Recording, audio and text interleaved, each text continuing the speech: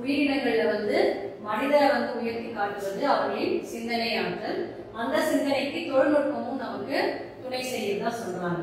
மனிதர்கள் செய்யக்கூடிய வேலைகளான மொழிபெயர்ப்பு, இசையமைப்பு, மகிழுந்து ஓட்டுதல் முதலியவற்றை செய்ய கணினி தரங்கள் நீள்கின்றன. கட்டுரை எழுதக்கூடிய மென்பொருட்களும், கவிதை பாடும் ரோபோக்கள், மனிதனால் இயலாத செயல்களை செய்யும் ரோபோக்கள், ஆட்கள் இல்லாமலே நடத்தப்படும் வணிக கடைகள், இந்த மாதிரி புதுசு புதுசான வழிகள்ல மனித பணித்திறனை கூட்டுகின்ற இந்த தொழில்நுட்பம், அதை பத்தி தான் நாம இப்போ செயற்கை நுண்ணறிவு அப்படிங்கிற தலைப்புல பார்ப்போம். முதல்ல நமக்கு என்ன ஏற்பட்டது அப்படின்னா மின்னணு புரட்சி. மின்னணு புரட்சி அப்படிங்கும் பொழுது எந்த ஒரு புதிய தொழில்நுட்பமும் பார்த்தீங்கன்னா ஒரே நாள்ல வந்தது கிடையாது. ஸோ 1980களில் பார்த்தீங்கன்னா ஒவ்வொருவருக்குமான தனிநபர் கணினிகள், அதாவது பர்சனல் கம்ப்யூட்டர் அப்படிங்கிறது வந்து அதனுடைய வளர்ச்சி தான் முதல்ல ஆரம்பிச்சது. இணைய பயன்பாட்டின் பிறப்பும் இன்றைய மின்னணு புரட்சிக்கு, அதாவது டிஜிட்டல் புரட்சி இல்லையா, டிஜிட்டல் ரெவல்யூஷன் அப்படிங்கிறதுக்கு அந்த மின்னணு புரட்சிக்கு காரணமாக இருக்கின்றது. அதுல பாத்தீங்கன்னா இந்த உலகை மிகுதியாக ஆளக்கூடிய ஒரு தொழில்நுட்பம் அப்படின்னு பாத்தீங்கன்னா செயற்கை நுண்ணறிவு அப்படின்னு சொல்றாங்க. இப்ப அறையில மூலையில நிறுவப்பட்டிருக்கக்கூடிய ஒரு கண்காணிப்பு கருவி அதனுடைய அசைவு நிகழும் பக்கம் தன்னுடைய பார்வையை திருப்புது இல்லையா, சோ அதற்குள்ள புரிந்திருப்பது எது அப்படின்னு சொல்றாங்க பாத்தீங்கன்னா செயற்கை நுண்ணறிவு. அது மட்டும் இல்லாம அந்த வழியில போக்குவரத்து நெரிசல் அதிகம், இதுதான் சுருக்கமான வழி அப்படின்னு சொல்லி நம்முடைய திறன்பேசியில் உள்ள வழிகாட்டி வரைபடம் காட்டுகிறது அல்லவா, அதுக்கு காரணமாக இருப்பது என்னது, நம்முடைய செயற்கை நுண்ணறிவு அப்படின்னு சொல்றாங்க.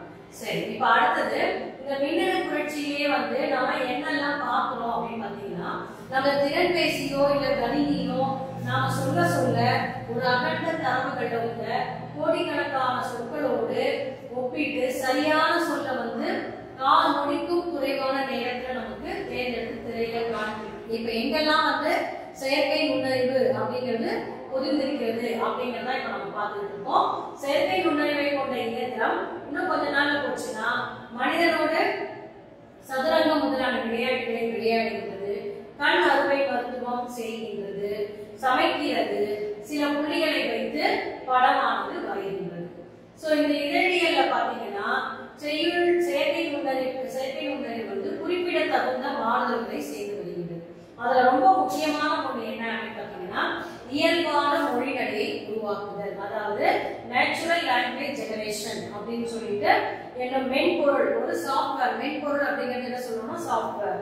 அதுக்கு வேர்ட்ஸ்மித் அப்படின்னு சொல்லி பெயர் வச்சிருக்காங்க. என்ன பெயரு? வேர்ட்ஸ்மித். அதனுடைய தமிழாக்கம் தான் என்னது? எழுத்தாளி அப்படின்னு சொல்லி சொல்றாங்க. வேர்ட்ஸ்மித் அதனுடைய தமிழாக்கம் என்னது? எழுத்தாளி. சோ தகவல்களை கொடுத்தா போதும், வேர்ட்ஸ்மித் என்ன பண்ணுமா, ஒரு அழகான கட்டுரையை ஒரு சில நொடிகள்ல நமக்கு உருவாக்கி கொடுக்கணும் அப்படின்னு சொல்றாங்க.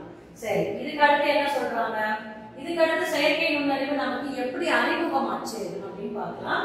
இந்த உலகம் வந்து இதுவரைக்கும் மென்பொருள் தான் சாஃப்ட்வேர் சொன்னீங்க, சோ அந்த மென்பொருள் ஆண்டு கொண்டிருந்தது. இனிமே என்ன ஆடப்போகுது? செயற்கை நுண்ணறிவு தான் ஆடப்போகுது அப்படின்னு சொல்றாங்க. எப்படி? சமூக ஊடகங்கள் வழியாகவும் மின்னணு சந்தை மூலமாகவும் செயற்கை நுண்ணறிவு கொஞ்சம் கொஞ்சமாக நம்மிடம் வந்து சேர தொடங்கிவிட்டது. இப்ப சமூக ஊடகங்கள்ல நீங்கள் பார்க்கின்ற ஒவ்வொன்றும் தேடுபொறிகள்ல கிடைக்கக்கூடிய தேடி கிடைக்கும் விடைகள் எல்லாமே நமக்கு எதுல கிடைக்குது அப்படின்னா செயற்கை நுண்ணறிவு தீர்மானிப்பதுதான் அப்படின்னு சொல்றாங்க. இப்ப தொழில்நுட்ப வரையறைகளின் படி பார்த்தீங்கன்னா செயற்கை நுண்ணறிவு என்றால் என்ன? சோ செயற்கை நுண்ணறிவு என்பது ஒரு மென்பொருள் அல்லது கணினி செயற்திட்ட வரைவு அப்படின்னு சொல்றாங்க. அதாவது ஒரு கம்ப்யூட்டர் புரோகிராம் அப்படின்னு சொல்லி சொல்றாங்க. சோ அது தானாகவே என்ன பண்ணுமா, கற்றுக்கொள்ள கூடியது. இந்த அறிவை கொண்டு தனக்கு வரும் புதிய புதிய சூழ்நிலைகள்ல வந்து பாத்தீங்கன்னா மனிதனை போலவே தானே முடிவெடுக்கக்கூடிய திறனையும் கொண்டது. எப்படி? ஒளிப்படங்கள், எழுத்துக்கள், காணொலிகள், ஒலிகள் போன்றவற்றிலிருந்து கற்றுக்கொள்ளக்கூடிய இயல்புடைய மென்மையான மென்பொருள் ஆராய்ச்சியாளர் வடிவமைக்கின்றார். அந்த மாதிரி கற்றுக்கொண்டதை இந்த இயந்திரம் என்ன பண்ணுதான், தேவைப்படக்கூடிய இடங்கள்ல தேவைப்படக்கூடிய நேரங்கள்ல அதை செயல்படுத்துகிறது அப்படின்னு சொல்றாங்க. அதே மாதிரி செயற்கை நுண்ணறிவு இந்த இயந்திரங்களுக்கு வந்து என்னது, ஓய்வு தேவை கிடையாது. அதுக்கு வந்து பார்க்கவும் கேட்கவும் புரிந்து கொள்ளவும் முடியும். அதுதான் அதனுடைய சிறப்பு அப்படின்னு சொல்றாங்க. மனிதனால் முடியக்கூடிய செயல், மனிதனே கடினம் அப்படின்னு நினைக்கிற செயல், இவை எல்லாவற்றையும் செய்யக்கூடியது எது? செயற்கை நுண்ணறிவு. அப்போ ஒளிப்பட கருவியில் செயற்கை நுண்ணறிவு எப்படி செயல்படுகிறது? தற்போது வெளிவருகின்ற சில உயர்வகை திறன்பேசியின் ஒளிப்பட கருவி செயற்கை நுண்ணறிவு தொழில்நுட்பத்தை கொண்டிருக்கின்றது. அதாவது கடவுச்சொல், பாஸ்வேர்ட் சொல்றோம் இல்லையா, கடவுச்சொல், கைரேகை, இவற்றை திறன்பேசியை திறப்பது அப்படிங்கிறது இப்ப பழமையா இருந்துச்சு. உரிமையாளரின் முகத்தை அடையாளம் கண்டு திறப்பது இன்றைய தொழில்நுட்பம். இது எப்படி இருக்கு? படம் எடுக்கும் காட்சியை அடையாளம் கண்டு அதற்கு ஏற்ப தன்னை தகவமைத்துக் கொள்கிறது. திறன்பேசிகள் இருக்கக்கூடிய ஒளிப்பட கருவியில் எடுக்கும் படங்களை மெருகூட்டுவதற்கு இந்த தொழில்நுட்பம் உதவுகிறது. இதெல்லாம் நம்முடைய மொபைல் இப்ப நம்ம பயன்படுத்துகின்ற திறன்பேசியே இது எல்லாமே இருக்கு. காணொளிகளை தொகுக்கக்கூடிய மென்பொருட்களில் வீடியோ எடிட்டிங் அப்படிங்கிறது இன்றைய செயற்கை நுண்ணறிவு தொழில்நுட்பம் ரொம்ப அதிகமாகவே நாம பயன்படுத்துறோம். இதன் மூலம் என்ன ஆகுது அப்படின்னா நேரம் வீணாவது தவிர்க்கப்படுகிறது. நேரம் அதிகமாக நம்மளால மிச்சப்படுத்த முடிகிறது. அதுதான் இங்க ரொம்ப ரொம்ப இம்பார்ட்டண்டா சொல்றாங்க. மெய்நிகர் உதவியாளர், இது மட்டும் இல்லாம இந்த மென்பொருளை பயன்படுத்தி இந்த கம்ப்யூட்டர் ப்ரோக்ராமை பயன்படுத்தி நமக்கு தேவையான நம்ம கூடவே இருக்கக்கூடிய ஒரு உதவியாளர் அப்படிங்கிறத நம்மளால ரெடி பண்ணிக்க முடியும் அப்படிங்கிறாங்க. அந்த மெய்நிகர் உதவியாளர் அப்படிங்கிறவர் யார் அப்படின்னா திறன்பேசியில இயங்கக்கூடிய உதவு மென்பொருள் கண்ணுக்கு புலப்படாத மனிதனை போல நமக்கிட்டேயே உரையாடி சில உதவிகளை செய்கின்றது. இவை நாம் சொல்லுபவர்களுக்கு என்ன பண்ணுதா? உடனே தொலைபேசி அழைப்ப விடுக்கும். நாம திறக்க கட்டளை எழுதுகின்ற அந்த செயலியை திறப்பதற்கு உதவும். அது இல்லாம நாம கேட்கிற உலாவில தேடும். இத்தனை வேலைகளை அது செய்யறதா சொல்றாங்க. சோ நாம விரும்பக்கூடிய அழகான கவிதையை கூட பாத்தீங்கன்னா இணையத்துல தேடி நமக்கு தரும். எந்த கடையில எது விற்கும். இப்ப நம்முடைய முகத்தை கூட பாத்தீங்கன்னா ரொம்ப சிறிய வயது முகமாக, ரொம்ப வயதானவங்களும் நம்ம காட்டிக்க முடியும், சிறிய வயதாகவும் காட்டிக்க முடியும். அந்த மாதிரி ஒரு பொருள் எல்லாம் நமக்கு இதுக்குள்ள அடங்கியிருக்கு அப்படின்னு சொல்றாங்க. சோ அந்த சாஃப்ட்வேர் எல்லாமே நம்ம இதை வச்சு பயன்படுத்திக்கிறோம். அது இல்லாம உங்களுக்கு எந்த கடையில எது விற்கும் அப்படிங்கறத சொல்லும். படிப்பதற்குரிய நூல்களையும் என்ன பண்ணுமா? அழகா பட்டியலிட்டு நமக்கு கொடுக்கும். நாம் எடுத்த ஒளிப்படங்களை பற்றிய கருத்தையும் அது என்ன பண்ணுமா? நமக்கு எடுத்து சொல்லும் அப்படின்னு சொல்றாங்க. சோ எதிர்காலத்துல பாத்தீங்கன்னா உங்களுடைய நெருங்கிய நண்பர்கள், குடும்பத்தினர் ஆகியோரை விட மெய்நிகர் உதவியாளர் தான் நமக்கு ரொம்ப தெரிஞ்சவங்களா இருப்பாங்க. இப்போ ஒருவேளை டாக்டர் திரும்பவும் ஐயாவுக்கு மூச்சு திணறல் ஏற்பட்டதே, நாங்க டெப்ரின் ஊசி போட்டு விட்டுமா அப்படின்னு கேட்குவோம். சோ இந்த மாதிரி பார்க்கும் பொழுது இங்குவினை யான் பெறவே என்ன தவம் செய்து விட்டேன் என்று பாரதியார் மெச்சுவது போல நாம் என்ன பண்ணலாம்? இந்த மெய்நிகர் உதவியாளரை மெச்சிக்கொள்ளலாம் அப்படின்னு சொல்லி சொல்றாங்க. சோ அதுக்கு அடுத்து என்ன சொல்றாங்க அப்படின்னு பாத்தீங்கன்னா இந்த மெய்நிகர் உதவியாளருக்கு அப்புறமா இலா, அதாவது ELA எலக்ட்ரானிக் லைட் அசிஸ்டன்ட் அப்படின்னு சொல்றாங்க. வாடிக்கையாளர் சேவைக்கு என்னெல்லாம் பண்ணுது? சோ இந்தியாவின் பெரிய வங்கியான பாரத ஸ்டேட் வங்கி என்ன பண்றாங்க? இலா அப்படின்னு சொல்லிட்டு ஒரு உரையாடல் மென்பொருளை உருவாக்கி இருக்குது. ஒரு சாட் பாட் அப்படின்னு கொடுத்துருக்காங்க பாருங்க. ஒரு வினாடிக்கு 10,000 வாடிக்கையாளர்கிட்ட அது உரையாடும். அதே மாதிரி வங்கிக்கு வரும் வாடிக்கையாளருக்கு கிடைக்கும் சேவைகளை அது இணையம் மூலம் அளிக்கிறது. செயற்கை நுண்ணறிவு தொழில்நுட்பத்தை பயன்படுத்த இந்திய வங்கிகள் ஆயத்தமாகி வருவதற்கு இது இந்த இலாங்கிறது ஒரு சோறு பதம். ஒரு பானைக்கு ஒரு பானை சோற்றுக்கு ஒரு சோறு பதம். இப்போ ஒரு பானையில சாப்பாடு வைக்கிறோம் அப்படின்னா அந்த சாதம் எல்லாமே வெந்திருக்கு அப்படின்னு பார்க்க வேண்டியது. ஒரு சாதத்தை எடுத்து பார்த்தாலே நமக்கு வெந்துச்சுன்னா உள்ள இருக்க எல்லா சாதமும் வெந்தது அப்படிங்கிற கணக்கு தான். அதே போலதான் என்ன சொல்றாங்க? இந்த இலாங்கிறது இப்ப பாரத ஸ்டேட் வங்கி ஆரம்பிச்சிருக்கிறது நமக்கு ஒரு சோறு பதம் மாதிரி எல்லா இடங்களிலும் இனிமே இந்த இலாவானது பயன்படுத்தப்படும் அப்படின்னு சொல்றாங்க. இப்போ இதெல்லாம் விட ஏன் செயற்கை நுண்ணறிவு முதன்மையானது அப்படின்னு சொல்றாங்க. நாம் இப்போது செயற்கை நுண்ணறிவு காலத்துல இருக்கிறோம். நாம நினைப்பதை விடவும் வேகமாக இந்த தொழில்நுட்பம் என்ன ஆகுது? ரொம்ப அதிவேகமா நமக்கு நடைமுறைக்கு வந்து கொண்டு இருக்கிறது. உலகத்தில் இருக்கக்கூடிய பெரும்பாலான தொழில்நுட்ப நிறுவனங்கள் இந்த தொழில்நுட்பத்தை உருவாக்குவதிலும் பயன்படுத்துவதிலும் விற்பனை செய்வதிலும் ரொம்ப அதிகமான கவனத்தை செலுத்துகிறது. இது நமக்கு இந்த தொழில்நுட்பம் எதுக்கு அதிகமாக பயன்படுகிறது அப்படின்னா வணிகத்துக்கு ரொம்ப அதிகமாகவே பயன்படக்கூடியது இந்த செயற்கை நுண்ணறிவு அப்படின்னு சொல்றாங்க. அதனால இந்த செயற்கை நுண்ணறிவின் மிகுதியான வளர்ச்சியினால தரவு அறிவியல் ஆளர்கள், அதாவது டேட்டா சயின்டிஸ்ட் அப்படின்னு கொடுத்துருக்காங்க பாருங்க, தரவு அறிவியல் ஆளர்களின் தேவை கூடியுள்ளது. இயந்திர கற்றல் வல்லுநர்கள் முதலான தொழில்நுட்ப வல்லுநர்களின் தேவையும் பெருகி வருகிறது. போட்டி நிறைந்த இந்த உலகில் இப்ப நம்மளே என்ன பண்ணலாம், இப்படி போட்டோம்னா நம்மளுடைய இதுல அந்த செயற்கை நுண்ணறிவை பயன்படுத்தணும்னா நம்மளால பண்ண முடியும். இப்ப நம்ம இதுல பயன்படுத்துறோம் இல்லையா, இதுவும் என்னது ஒரு செயற்கை நுண்ணறிவு தான். சோ இந்த போட்டி நிறைந்த இந்த உலகத்துல செயற்கை நுண்ணறிவை யார் முதலாவதாகவும் சரியாகவும் பயன்படுத்துகின்றனர் அப்படிங்கிறத பார்க்க சொல்றாங்க. இப்ப இதை பாருங்க, ஒரு ரோபோ குழந்தைய வச்சிருக்கு. எதிர்காலத்துல பாத்தீங்கன்னா வேலை வாய்ப்புகளில் கணிசமான மாற்றங்களை செயற்கை நுண்ணறிவு கொண்டு வர போகின்றது. அப்போ எதிர்காலத்துல ரோபோ கிட்ட குழந்தைய ஒப்படைச்சிட்டு நிம்மதியா அலுவலகம் செல்லக்கூடிய பெற்றோர்களை நாம் பார்க்க போகின்றோம். அது மட்டும் இல்லாம வயதானவர்களுக்கு உதவி செய்வதும் அவர்களுக்கு உற்ற தோழனாய் பேச்சு கொடுத்தும் பேணும் ரோபோக்களை பார்க்க போகின்றோம். செயற்கை நுண்ணறிவுள்ள ரோபோக்களால் மனிதர்கள் செய்ய இயலாத அலுப்பு தட்டக்கூடிய கடினமான செயல்களை கூட அதனால செய்ய முடியும். மனித முயற்சியில் உயிர் ஆபத்தை விளைவிக்கக்கூடிய செயல்களையும் அது செய்ய முடியும். அப்போ புதிய வணிக வாய்ப்புகளை செயற்கை நுண்ணறிவு நல்கின்றது. பெரு நிறுவனங்கள் தங்கள் பொருட்களை உற்பத்தி செய்யவும் சந்தைப்படுத்தவும் இந்த செயற்கை நுண்ணறிவை பயன்படுத்துகின்றன.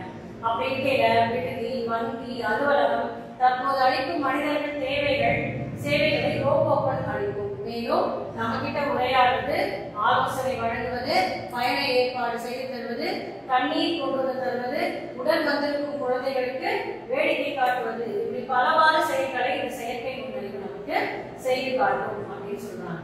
இப்போ கல்வி அறிவு அப்படின்னு பாத்தீங்கன்னா செயற்கை நுண்ணறிவினுடைய பொதுவான கூறுகள் அப்படின்னு பாத்தீங்கன்னா நமது வாழ்க்கையும் வணிகத்தையும் நம்மை அறியாமலேயே வளப்படுத்திக் கொண்டிருக்கிறது இந்த செயற்கை நுண்ணறிவு.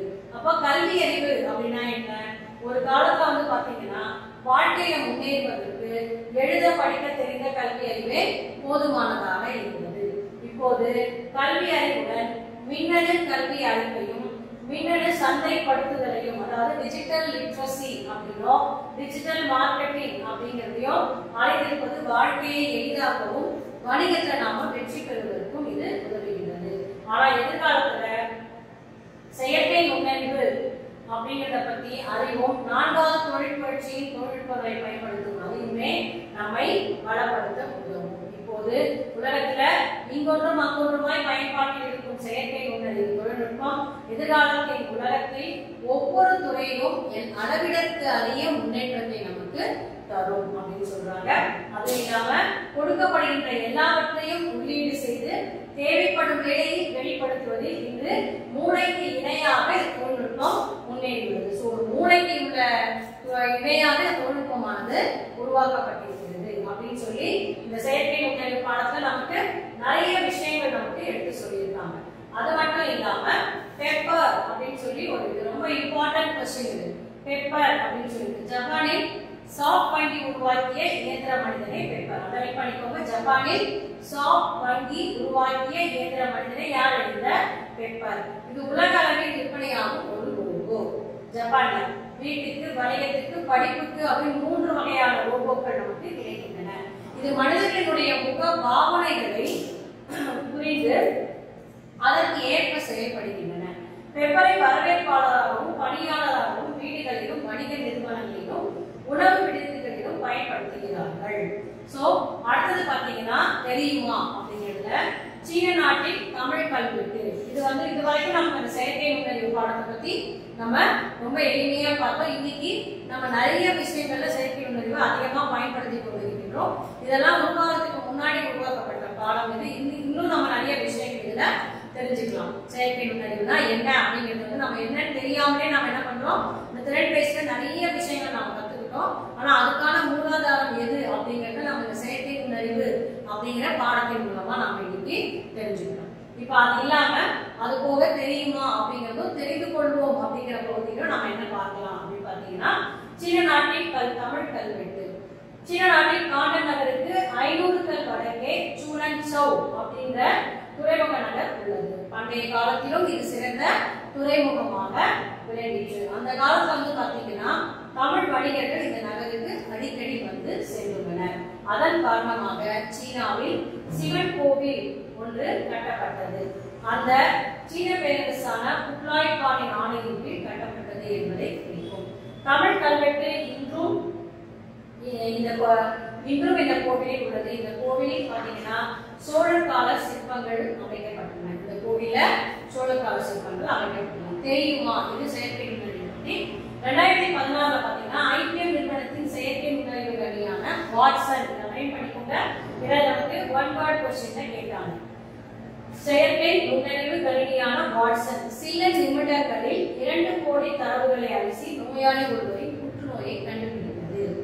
சீனாவில் 50க்கும் மேற்பட்ட மருத்துவமனைகள் இயந்திர மனிதர்களை பணிக்கு அமர்த்தியுள்ளன. அவை அங்கு வரும் நோயாளிகளின் குரலையும் முகத்தையும் அடையாளம் கண்டு அவர்களின் கேள்விகளுக்கு பதில் சொல்லுகின்றன. இப்ப சீன மொழியிலே பாத்தீங்கன்னா பல்வேறு வட்டார சொற்கள், அதாவது நம்ம தமிழ்நாட்டிலே எடுத்துட்டீங்கன்னா சென்னையில ஒரு மாதிரி மொழி பேசுவோம், மதுரையில ஒரு மாதிரி பேசுவோம், திருநெல்வேலியில ஒரு மாதிரி பேசுவோம். சோ இந்த மாதிரி போய்கொண்டே இருக்கும் வட்டார சொற்கள் அப்படின்னு சொல்லிட்டு. அத மாதிரி சீன மொழியில வட்டார சொற்கள், அதையும் அதை புரிஞ்சுக்கிட்டு அவங்களுக்கு ஏற்ற மாதிரி ஒரு பதில சொல்றதா இங்க சொல்லியிருக்காங்க. வெவ்வேறு வட்டார வழக்குகளையும் கூட அவை புரிந்து கொண்டு பதில் அளிக்கின்றன. சோ இது மூலமா நாம இன்னைக்கு என்ன தெரிஞ்சுக்கிட்டோம் அப்படின்னா, செயற்கை நுண்ணறிவு இல்லாம இனிமே உலகமே இயங்காது அப்படிங்கிறது தான் நாம இப்ப தெரிஞ்சுக்கிட்டது. இன்னும் அதிக வளர்ச்சிகள் நாம அந்த செயற்கை நுண்ணறிவு மூலமாக நாம பெற போகிறோம் அப்படிங்கறத நமக்கு இந்த ஒரு பாடம் வந்து நமக்கு ஒரு எடுத்துக்காட்டாக கொடுக்கப்படுது. இப்ப இந்த பாடம் வந்து உங்களுக்கு புரிஞ்சிருக்கும்னு நினைக்கிறேன். இதுல உள்ள இருக்கக்கூடிய முக்கியமான பகுதிகளை நல்லா படிச்சு வச்சுக்கோங்க. நன்றி, வணக்கம்.